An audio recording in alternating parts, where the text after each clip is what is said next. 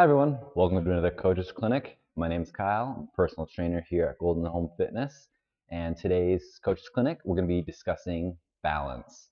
So it's a little bit of balance training, something that you might be surprised that everyone can benefit from, or they probably actually need.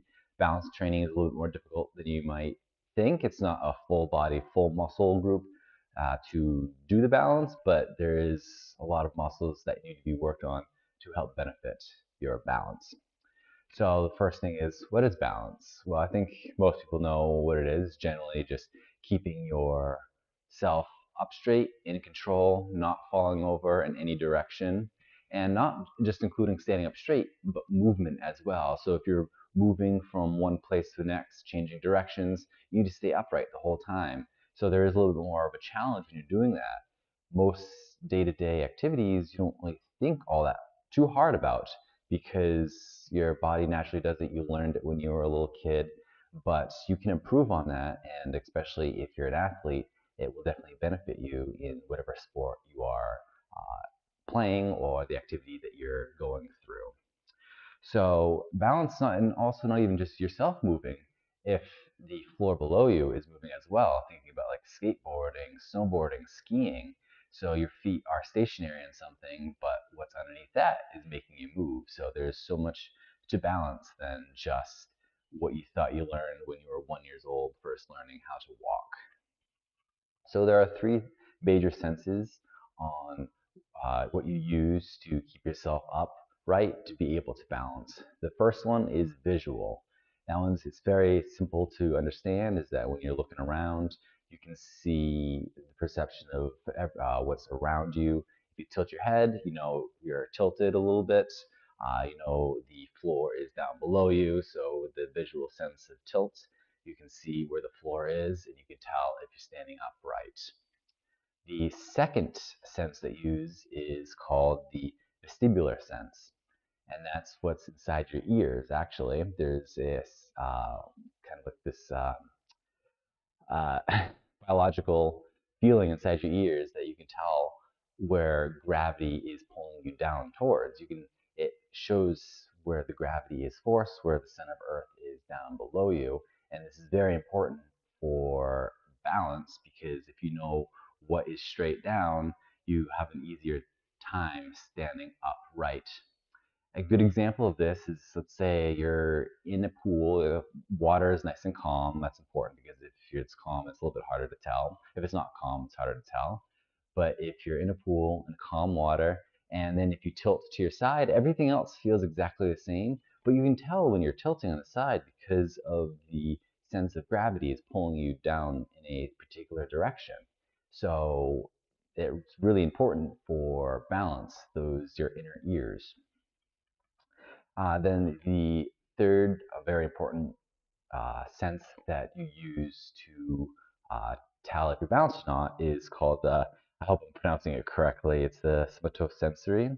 So that's pretty much what your body is feeling. So for example, how your skin feels. So you can tell where your hands are. If you close your fist, you can feel your fingers within your palm. So you have that sense of where everything is just using your skin. It also includes your muscles, your joints. You can tell when something is squeezed or loosened. So if you were watching my last clinic, I discussed about flexibility and stretching. You can feel the tightness and loosening of muscles and joints, and that will help you determine where your body is, how you're oriented, and it really helps know your body, quickly tell how you're oriented around the space around you to help you balance on the ground or whatever platform you are using. So training all three of those senses will help you increase your balance along with building that muscle to be able to balance. There are many reasons why you might need to train your balance. First off is age. Of course, when you're really young, you're first learning how to walk, you're learning the world around you. That's very important. That's just something that's natural for everyone's growth. And then age, when you get very much older, when your muscles deteriorate, your bones deteriorate, your age just has an effect on your body. So you need to readjust that age, strengthen your muscles, increase your bone density to keep yourself balanced. And a big risk with age is when you get older, if you fall down, you have a higher risk of really hurting yourself, breaking a bone, breaking a hip, breaking whatever, or injuring yourself severely. So you want to keep that balance as best as you can for as long as you can to live a long, healthier life. Uh, like I mentioned a little bit earlier, sports as well. Sports is very important. Balance is very important to increase your ability to play sports. Like I mentioned, when you're moving, you're changing directions very quickly. Your balance can take an effect how well you are doing at that sport. So let's say you're playing basketball and you've got to pivot from one direction to the next. Your balance is being affected. So when you have that increased balance, you're capable of controlling your body, controlling the basketball if you have it, and being able to better perform when you are trained in balance and you're able to establish that different directions. And also, same thing with injury. When you increase your balance, you have a better sense of your body, a better sense of your position of everything that you have. So you have a high risk of, maybe, for example, twisting your ankle and you can hurt yourself. So being able to balance, even if you're a very good athlete, increasing your balance also helps you avoid injury as well. So you're able to play longer at whatever sport you're doing, and you just no one wants to get hurt. Another couple of reasons could be injury or illness that could affect your balance. The injury and illness could affect any of those three senses. So maybe your muscle deteriorates for whatever illness or injury that you have, and then you got to readjust that balance. So it's very good to, when you want to train, build yourself back up, you can start with balance so you're able to live a healthier lifestyle. So those are just a few reasons why you might want to balance. Learn how to do to increase your balance training and have that into your training program. And then balance training also increases your neuromuscular connection. So it's not just about building those muscles, being able to understand well, actually, I should say it goes hand in hand with the neuromuscular connection where you are able to sense that balance. It's really the nerves that you go through your brain down to whatever you're using to balance. Increasing that connection between those will help increase your balance. So then it'll increase your sports, uh, lower risk of falling down, injuring yourself, and all of that. So, like I mentioned, um, with injury as well, it's like I mentioned, you can change direction, but balance is also landing as well. So some of the training is actually jumping up, maybe from like a low box down to the ground, and practice that training. So you have that neuromuscular connection, so you're able to adjust quickly, you're not rolling your ankle, you're not falling over.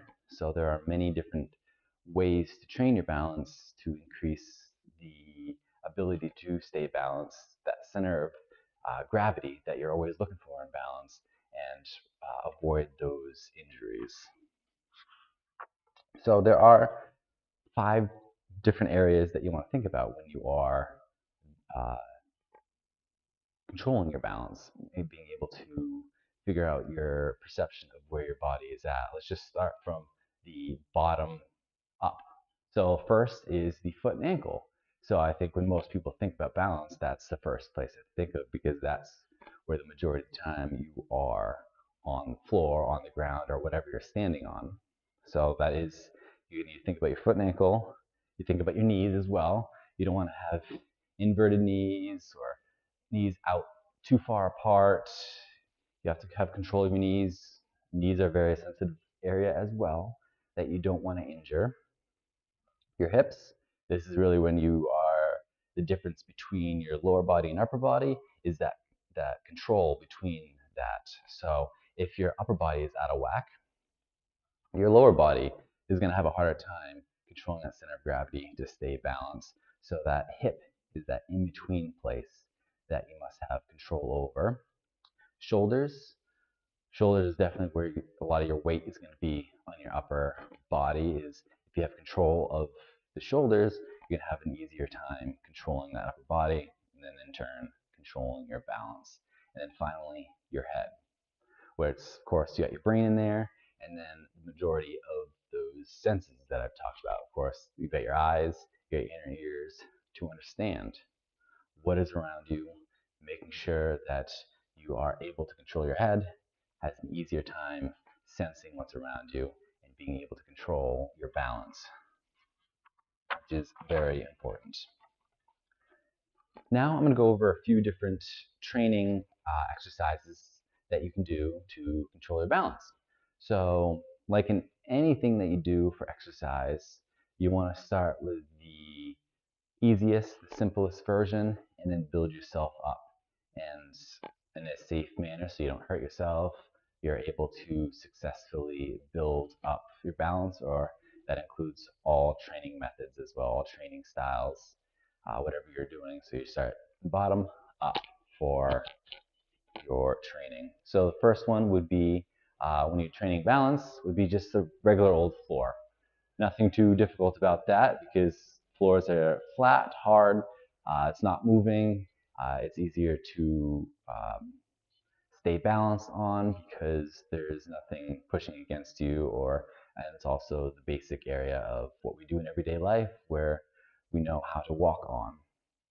And then as the floor quickly changes as you move yourself up. So if you do want to do activities, you start with the floor when you're doing balance training.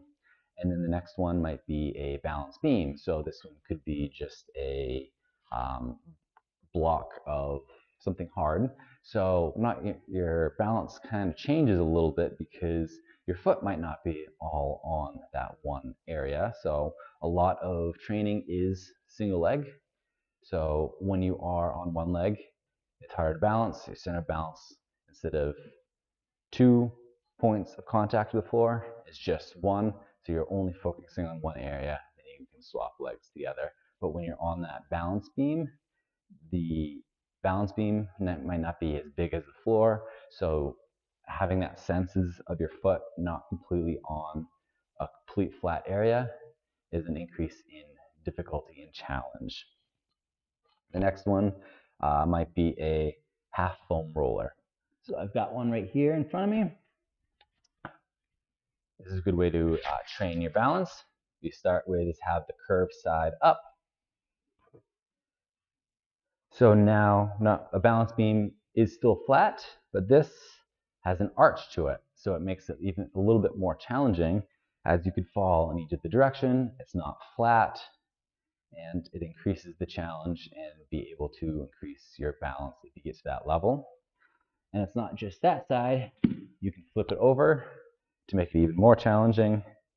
And now your foot is flat, but underneath it, like I mentioned before, it's not just your um, your foot on an uneven surface. It could be an even surface, but what's underneath that could be moving, and this is an increased challenge as well. Then you can use a foam pad as well.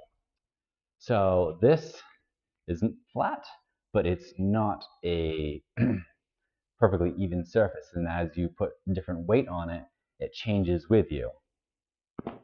So that also definitely increases your difficulty of a flat surface. The foam pads can be different densities, and depending on the density, depends on the difficulty level. So this one I feel is pretty hard, so it's not as difficult. I actually think the half foam roller might be a little bit more difficult than this foam pad. Just depends on the density of the foam pad, but it's also a great way to learn how to train your balance. And there are tools specifically for it, like a balance disc. So this is not flat like the half foam roller, and it's also not hard either like the foam pad. So it increases that difficulty even more. It is round, so you can fall from any direction. So it definitely is a much more difficult thing to stand on one leg or even if I had both legs on, it's more difficult. And then just like the foam pad, where it has a few different difficulties depending on the density, and so can something round, like here is a Bosu ball, half Bosu ball, where it is Bosu balance training. So this one, a lot of people might not even be able to do one leg on. Like I said, you need to move yourself up. And this is even challenged with both legs. And once you do have that increased balance, you can do one leg. And it is significantly more difficult as there's a lot more air, a lot more unstableness to it. So those are just a few things to build yourself up, to increase your challenge of balance. And so if you want to train your balance, you start with a flat floor and move your way up to more and more difficult things to stand on. Now, then there's actual actions, activities that you can do on these um, uneven surfaces, I should say, with a lack of a better term. So I'm just going to use the foam pad here to make it a little bit simpler on myself. So, like I mentioned before, doing one leg training is a great way to train your balance. So then there's a lot of activities to do while on that one leg. For example, you can move the leg that you're not standing on as an action, or move it so it makes it more difficult. For example, I can get my leg out and back in, and because of my weight is partially shifted out and then back in, it is moving a little bit, it makes that my focus on the center of gravity a little bit more difficult because it's changing. I have to adjust my whole body to be able to stay on that one leg. Another way to do it is there's different movements of moving that opposite leg. For example, I could lift my knee up and then turn to the side and then back forward.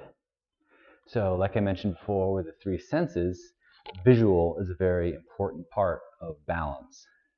So when I was moving my leg out and in, I was still looking forward. But the challenge here is not only are you shifting your weight of your entire body, you are also changing your visual cues, what's in front of you, to make it a little bit more challenging to be able to see the ground. And with the shifting, the balance is a bit more difficult. So it's a great training method for balance. Another one is if you actually have an exercise, like for example, if you have like a heavy ball or weight, a kettlebell, whatever you might have, and actually do a core exercise on one leg. So let's say you had, imagine this clipboard is a weight, and if I can just do the chops, having that shifting heavier weight, I'm moving my body, changing directions, and it is significantly more difficult to stay balanced because of the shifting of weights, especially holding a weight compared to my own body weight. It adds that additional challenge because I'm so used to my own body weight. And it adds that little notch higher of difficulty. And then there's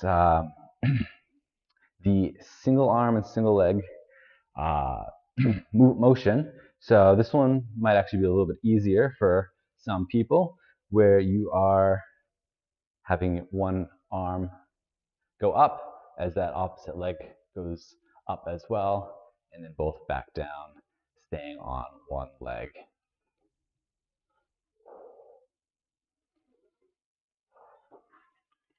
I'll do it to the side here.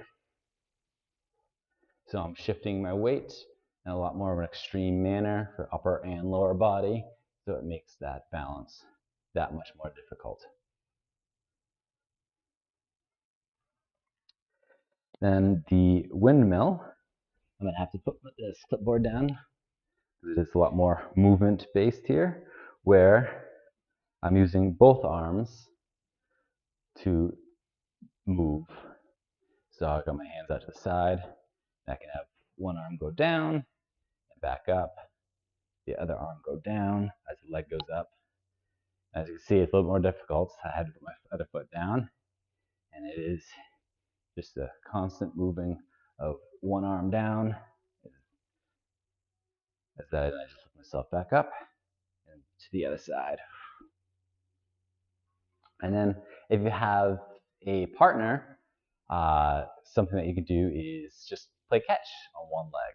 So as you're balancing on whatever level you're at, and you just take a ball and pass it to each other. When you don't have the ball, of course, you're just in a normal position. You're just balancing on one leg. And once you receive that ball, it definitely shifts your weight as that ball comes towards you. You can feel that weight push you back. So it takes that challenge of staying on one leg on whatever surface you're on. And then the same thing as you throw it, that weight moves forward, and that also pushes your body back. So it makes that additional challenge of staying on one leg. And then there are lots of exercises to do that are balance based that you probably, when you think of resistance training, you probably do, but it's also balance training as well. For example, the single leg squat. That is a lot more challenging, so this is definitely an area where the more experienced, stronger can work on while still working those muscles as well. So single leg squat has the additional challenge of only being able to squat on one leg, but you're also balancing on one leg. So anything in one leg is technically a balance exercise as well. And then the single leg touchdown, where you squat down and you're trying to touch your foot, and then back up. The single leg Romanian deadlift, so it's not just squats, it's deadlifts as well. So you can use weights or your body. Mostly the Romanian deadlift is using weights. I don't have any weights around me right now, but if you want to build yourself up to this, you start without any weights anyway. Where you just lean your upper body forward, keep a nice straight back as your back leg goes up. You might have a slight bend at that knee, and then back down using your hips to lift that body up and then that leg down as well. And you just continuously do repetitions of this. And like I said, on one leg makes it a little more challenging. And a lot of times, even using both your legs can also be a challenge for balance training, like a lot of different types of lunges. So if you're lunging forward, your body is almost in line, so it's a lot easier to tip from side to side.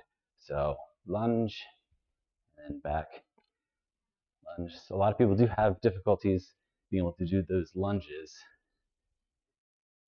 It could be on one side or the other that you might need to focus on for balance training. Maybe the beginning level of balance training, depending on what level of muscle strength you have. It's not just lunging frontwards, it's also lunging back as well. It's also additional challenge. You're going to change anytime you're shifting your body in a different direction, it definitely can have an effect on your balance, so it makes it balance training. It's shifting backwards, as you're so used to going forward, makes that balance that much more difficult.